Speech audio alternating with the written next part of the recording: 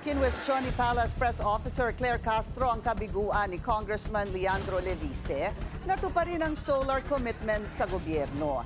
Dapat anyang maimbestigahan ang nauna ng iniulat ng bilyonaryo na pag-abandona ni Leviste sa ilang proyekto.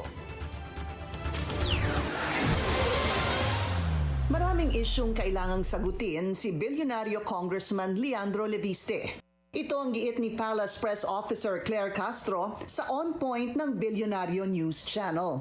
Anya, kailangang imbestigahan ang pag-abandona ng kumpanya ni Leviste sa 7 solar projects.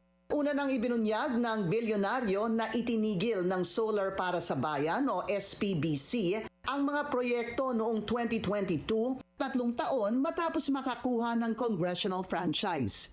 Sinubukan silang i-donate ni Leviste sa mga LGU pero wala umanong tumanggap. We have to look into whether there is bad faith, whether there's conspiracy in the creation of these lots of companies. What's the purpose of doing that? Siguro dapat yun na makita di ba? Kasi sinasabi ni Ombudsman Rimulya, nag-create ng kumpanya para ma-spin off. Bakit ang dami agad kontrata na ibigay sa'yo na tapos hindi mo pala kayang i-fulfill? Pinabulaanan din ni Castro ang naunang pahayag sa atin ni Leviste na may batas noong 2022 na nag-supersede sa Republic Act 11357 o ang franchise law para sa SPBC. Ang tinutukoy ni Leviste ay ang Republic Act 11646 o ang Microgrid Systems Act. Nagkataon lang po itong Republic Act 11646, January 21, 2022, mas nabigyan lang po, na-expand po siya, hindi itong particular na franchise, na-expand po ito para mabigyan pa po ang mga investors ng kalayaan na mag-invest sa microgrids. Dito po sa Republic Act 11646, there is no provision regarding the right of eminent domain.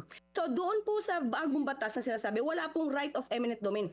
Doon po sa batas niya, marami pong rights dito. May right of eminent domain at marami pong obligasyon dito na wala po doon sa obligasyon sa RA 11646. Kaya ayon kay Castro, valid at existing pa rin ang SPBC franchise law. At dahil dito, dapat anyang sinabihan ni Leviste ang Kongreso nang isinara nito ang kumpanya noong 2022. If he had any problem with the implementation or the issuance of the IRR, yung implementing rules and regulations, he should have reported that kasi meron siya annual report sa Congress.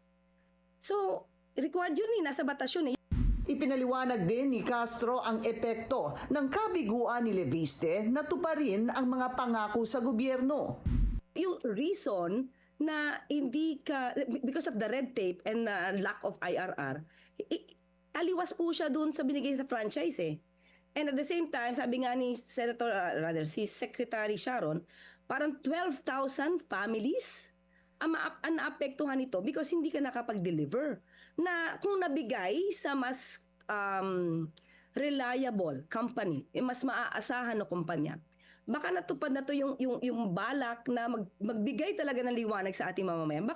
Una na ring sinabi ni Leviste na sinara ang SPBC dahil nalugi ito. Yung Meralco Gen, handled by Mr. Manny Pangilinan, wala naman siyang problema Di ba?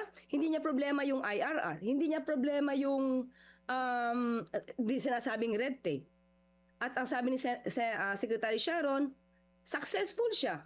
Kasi hinawakan ng MGen, ng Meralco Gen. So bakit yung hinahawakan niya, yun ang tanong ni Secretary Sharon, bakit yung hinahawakan na natira sa'yo talaga? Bakit hindi naging successful? Anong meron? Nasorpresa rin daw si Castro nang i-single out siya umano ng kongresista. Kasunod ito ng pagsasampa ni Leviste ng civil libel complaint dahil sa mga pahayag ni Castro hinggil sa kanyang kumpanya.